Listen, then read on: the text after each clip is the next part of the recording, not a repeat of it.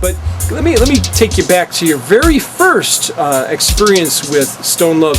Tell me about with Weepow. Tell me about how you got connected with Stone Love in the very first place.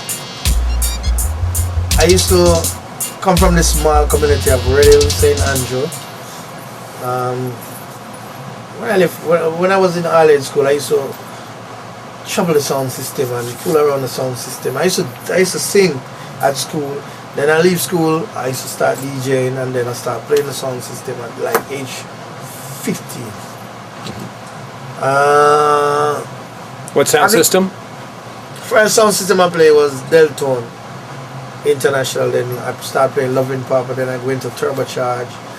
I went to General Gav. That was the second sound system to Stereo Gav. And then I leave Stereo Gav. I went to Explicit. Then I got to Gemini. Used Gemini to mash up Stone Love 2 times. Yeah. So I spent like 9 months with Gemini, and then I leave Gemini and go to Stone Love, and the rest is history. I'm here 23 years now. What was the original conversation with Weepow when he said he wanted you with Stone Love? Tell us about that conversation. Okay, when I went to the Weepow office that day, I was like a nervous brat, because I know Stone Love is like, it's not half-time music, it's full-time music. And I used to have a 9 to 5. And I'd go to, and Weepow say, you want somebody to defend the sound system. Because the selectors that he had, like, sometimes they're not brave enough, they get nervous and they don't have the willpower to fight. So you want somebody to defend the sound system. I say, yes, man. Because I play football and I'm a defender. I'm a soccer player and I defend, so I can defend the sound system. So I said, alright, I'll put you to the test Thursday. That was like 2 days after. And my first test was 1991 with Kilimanjaro in Prison Oval. Very first test. It was the ultimate. Kilimanjaro, Stone Love, Prison Oval, 1991. And that night is the same first night that Ricky Trooper played Kilimanjaro by himself. So Trooper was beating him chest and bragging about Kilimanjaro, and Charlie Chaplin came on Kilimanjaro that night and started DJing that Chara theme sound and Ray and blah blah blah. And we come and say, Charlie Chaplin, oh yeah, the general still, and you know, Kilimanjaro and Stone Love. And you come and start DJing and say, Stone Love dead on Kilimanjaro, this and that. But me tell you this, me and your father Weepow and Stone Love this. And you're a Rastaman mix up in a banger. And he used that Josie Whale, not Josie Whale, Brigadier Jerry Dub played and killed Charlie Chaplin and Kilimanjaro that night. Mash them up. Rastaman mix up in a banger. Yeah, man. Mash up the whole of Prison Oval. Like I could see all the planes that the inmates are flying through the window, coming to Stone Love. And you know, it was a great night. It was a good experience. But that was 1991, first ultimate test. So when you string up for the dance and you get the dance going, what are some of your techniques that you apply to a dance to make it kind of go? What's the format for the evening? How do you build it up and kind of take it down and then build it up? What's some of the techniques that you can tell us? Well, music is, as Bob Marley said, when music is, you feel no pain. So you gotta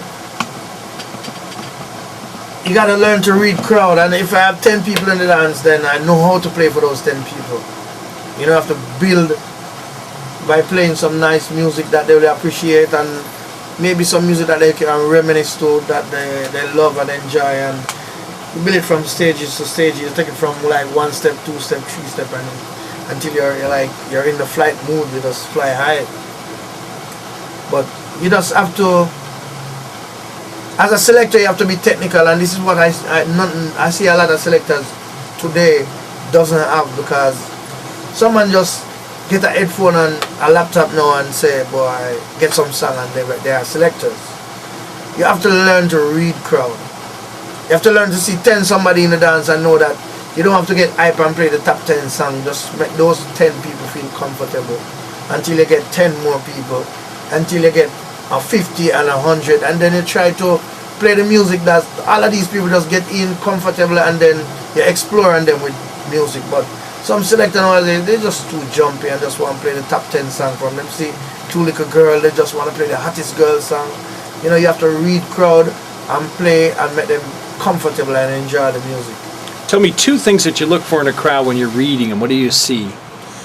When I play, when you're playing and you see majority of the people moving, that means you're doing something. You doesn't have to be like all lighters in the air or on in the air, but when you're playing, if you look and you see that 20 person in the dance and you see like even 15 of them moving, then you know you're rocking them. So that's something good. So you just try to keep up that momentum that can get the other 5 people rocking too. You know, you just don't see you playing. You play 1, 2, 3 songs and you see everybody just stand up, not moving. You're not getting no vibes. You have to learn to read crowd. Because you guys travel the world. Yeah. Tell me about Jamaican crowd. Jamaican crowd is one of, well, it's my crowd, so yeah. It's the easiest one for me to read. But Jamaican crowd is very nice, and as been in this business so long, whenever I have a crowd in Jamaica, I can just swing them in each and every way.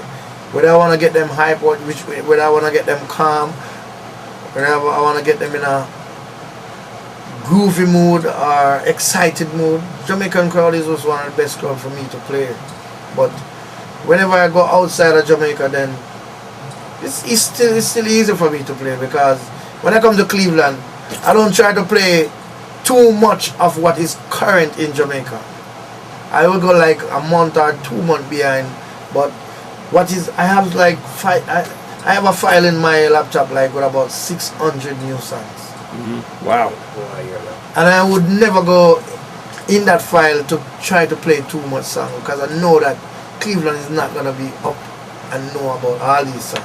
But I would play a lot like 3 months behind, which I probably have already on dub plate, but I know they'll enjoy it, and I'll play some of the old anthems them. Hey, who's the crew for Stone Love right now? Give us a lineup. The crew for Stone Love, we have Weepo, he's the maestro, he's the boss. Yes, sir. We still have Rory around, G-Fuss, Billy Slaughter, Diamond, Bill Cosby, Iceberg, we have Jazzy and Genius, we have Fire Ass, and we have Dwayne Powell, like 10.